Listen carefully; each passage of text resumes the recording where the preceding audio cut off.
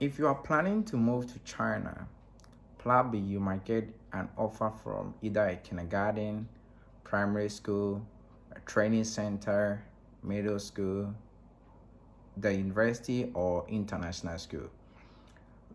In my last video, I talked about kindergarten and I recommended it for most of the teachers who are moving to China because in the kindergarten, you're going to have local teachers to help you, Chinese teachers to help you to manage the class and everything. And the workload and everything in the kindergarten is not all that huge or a lot for you to handle. And you're not going to teach a lot of staffs in the kindergartens, So I recommended that for most teachers. But we all got different lifestyle and everything. Most teachers might not be able to handle small case, or maybe they might cherish to have bigger case.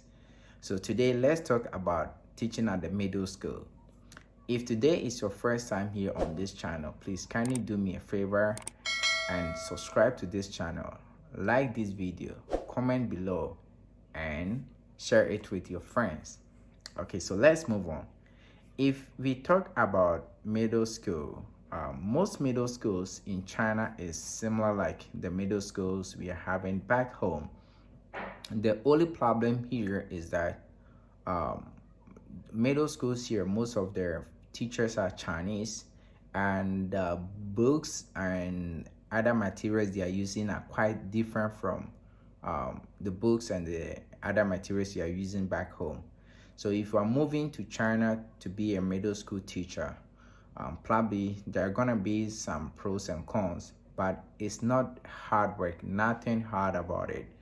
The only problem is when you get an offer from either a city or like rural area, moving to the city won't be an issue because most of the kids in the cities, they have foreign friends and their parents can, express themselves in English or even in other languages, so it's not difficult. But when you move to a rural area, maybe either you might be a first foreign teacher, or maybe like they had one before. So if they had one before, then it won't be a problem. Probably they have learned a lot of stuff and they can express themselves. So today let's talk about the contract, the working load, the atmosphere, and everything about teaching at the middle school. So let's start with the contract. So signing for a middle school as a native teacher, probably you might get around $3,500 to $5,000. And these salaries, sometimes I see here, it depends on your experience and like your certificates, and how you will handle yourself and negotiate with them during your interview. Sometimes most teachers might even get higher than what I'm saying here, but it depends on you. And for non-native teachers, probably it might be from $2,000 to maximum maybe $4,000. As I said earlier, it depends on your experience and everything. So that is for the salary part. And we have other benefits. As I said, most teachers here in China, we have either free accommodation, free apartment, or we have our apartment allowance. So if you are signing for a middle school, it's either they're gonna provide for you free apartment, or they'll give you an apartment allowance for you to rent your own apartment. Mostly it will be like a single room apartment if for a single person. And sometimes they might provide like maybe 2 bedrooms or whatever for you, and they might ask you to pay extra. If you want to know a lot about the apartment issue, you can go and watch my video about either free apartment or apartment allowance. That is it. And let's move on to the holidays and other benefits.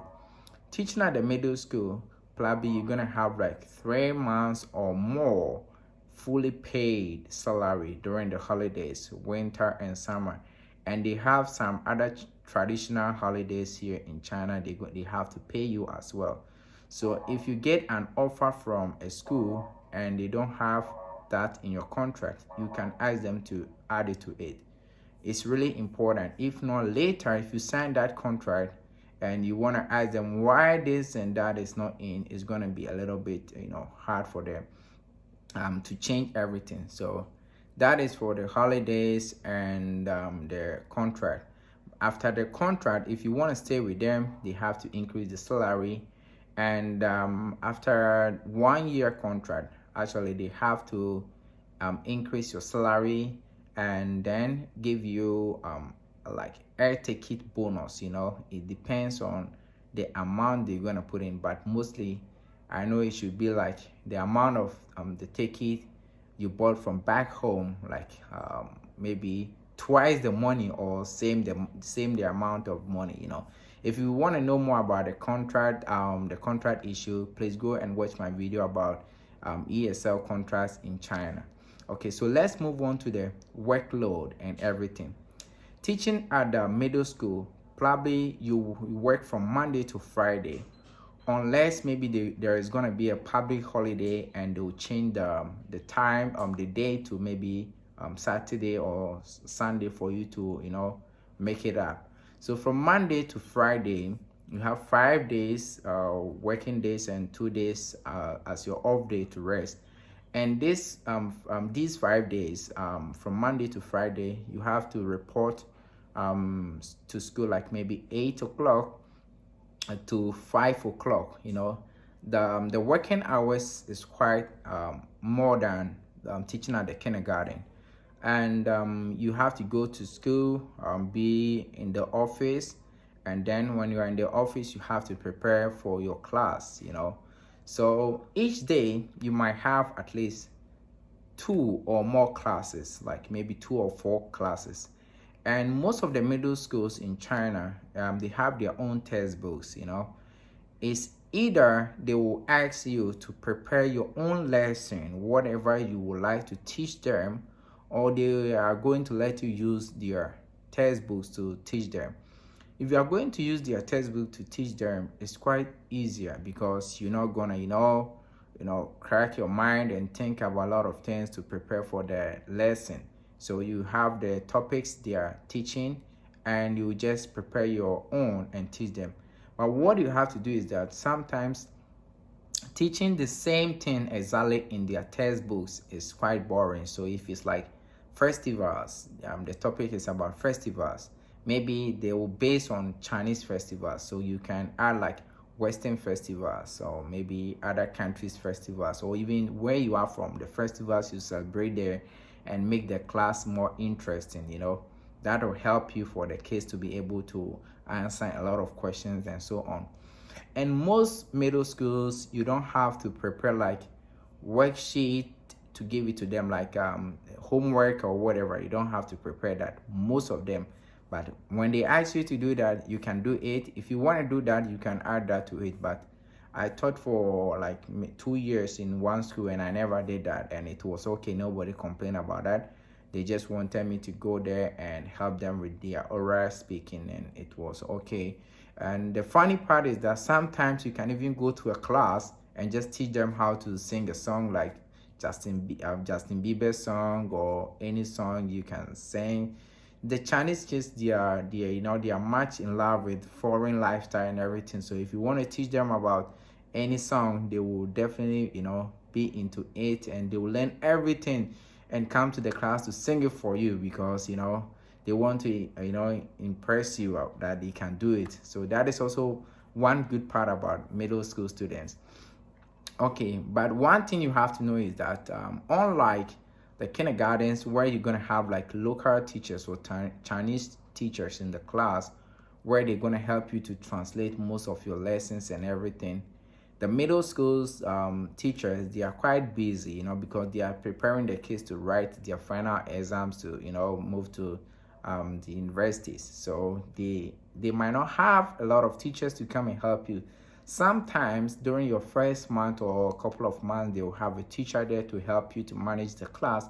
But after that, there's not going to be any teachers, in the class to help you, so you have to manage and control them yourself.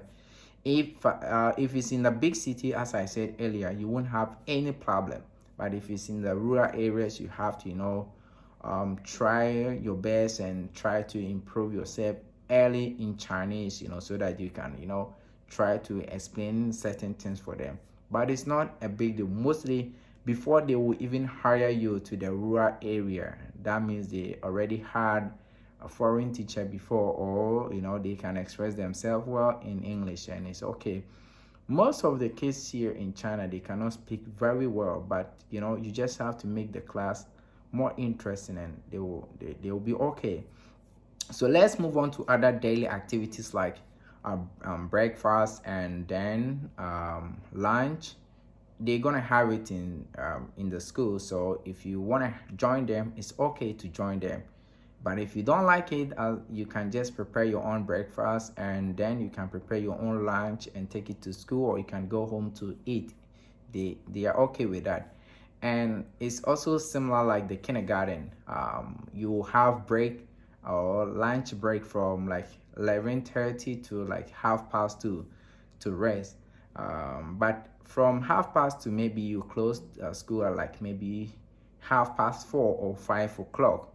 But for middle school students, sometimes some of the schools might arrange your classes in the evening for you, because they'll be in the school until 9 p.m. They'll go back to their apartments, or they go back to their various homes.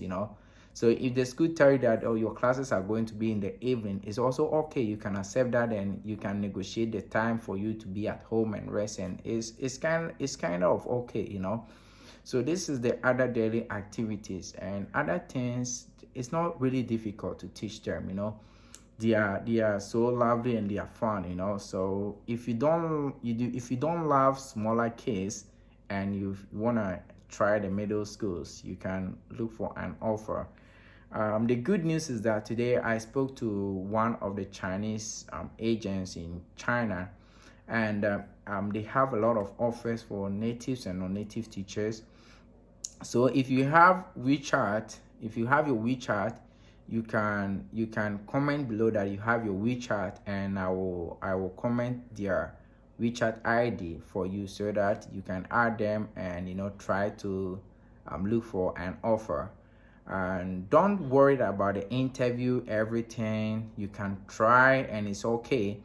I'm just planning that I can go live and teach you guys how to make the interview and other things. If most people are gonna get time to come on live, then I'll do that, because of the time differences. So if you guys can also come on live, you can also comment below and comment that I have WeChat, so that I can give you most of the agents WeChat, or you can follow me on Instagram. That is also okay. Then I'll share you their Chinese WeChat, so you can add them and look for an offer. If today is your first time here, please don't forget to subscribe to this channel. Don't forget to like this video, and don't forget to share it with your friends. I really appreciate your hard work and everything you're also supporting me on this channel. I will also do my best and bring you latest update and everything about your traveling to any country, any continent. And I hope that you will have a wonderful traveling history. Thank you for watching today's video. I really appreciate it. That is all for today. Ciao, ciao. Bye bye. Zaijian. See you next time. Bye.